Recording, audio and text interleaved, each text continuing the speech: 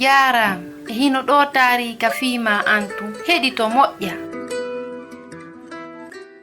Fijiriya to e akabu on mo heɗitaaki Allah haray o seɓintini wonki munki neɗɗo suusuɗo haalugol goonga gooto no tindi 400.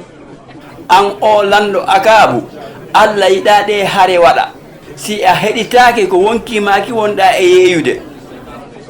Hara on nani ɗum o happanilan wareede buge mo ka kaso kisan fii makko akabu lanɗon heɗitagol Allah hina ko fewndi o waɗi ka hoore makko o yananay saare ramati nden on mo heɗitaaki Allah ko wonki mum ki weeɓiti tefooɓe ɓe akabu ɓen nanuno fii eɓɓoore waɗaande nden fii haɓɓugol gaño on. nde hiɗen haɓida e akabu e konu makko ngun hita on fellu suufaaɓe ɓen ko lanɗo on felloto. Kono kanko akabu himo mari hakkil. An o lanɗo wiyeteɗo Yosafatu min mi wayloto kono an a wattoto conci an ɗin on say en piiriday. Lanɗo wiyeteɗo on Yosafatu yahi kanko kadi mi faamali ɗum kadi ko hanno o heɗito waajuuji ɗi Allah waajimo ɗin ko hanuno kon koyo ƴettu anniyeji makko ɗin e dow ballal Allah ngal hari ko cippiro sattungo gaño on fewti e lanɗo on tun. Hara a waaway faamude ko woni e feƴƴude kon nde gaño on yi o lanɗo wiyeteeɗo Yosafatu himo watti conci lanɗo on ɗin ɓe miiji wondema ko kanko woni akabu lanɗo on ɓe fewtiri e makko wa wonaɗo e ɗaɓɓeede on say Yosafatu ewni joni non o faami on goonga on mo heɗitaaki Allah no weeɓitande gurdam makko ɗam.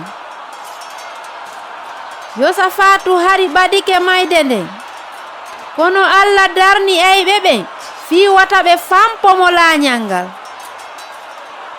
Goɗɗe e suufaaɓe ɓen fampi laañal ngal e hoore ɓe huulanaali hay gooto. Ngal barmini akabu lanɗo on mayrugal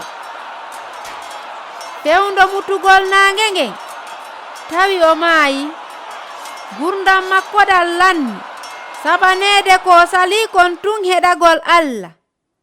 Jirriyatu heɗiti non hakkille mum nden e hara o ƴettitay angi saare ɓaawo diisagol Allah on mo heɗitaaki Allah ko wonki mum ki woni e weeɓitude.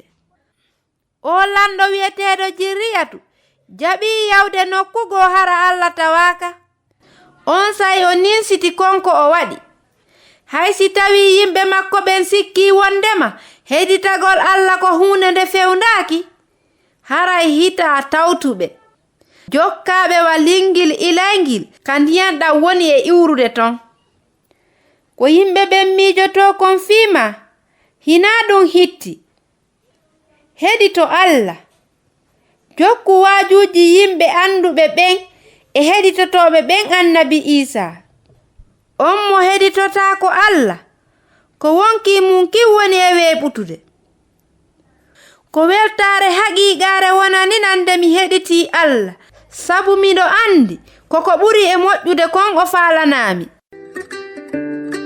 Ko Husaynatu wonno e yewtude mi weltanike ma fii ko heɗitiɗa kon hiɗen e saayi.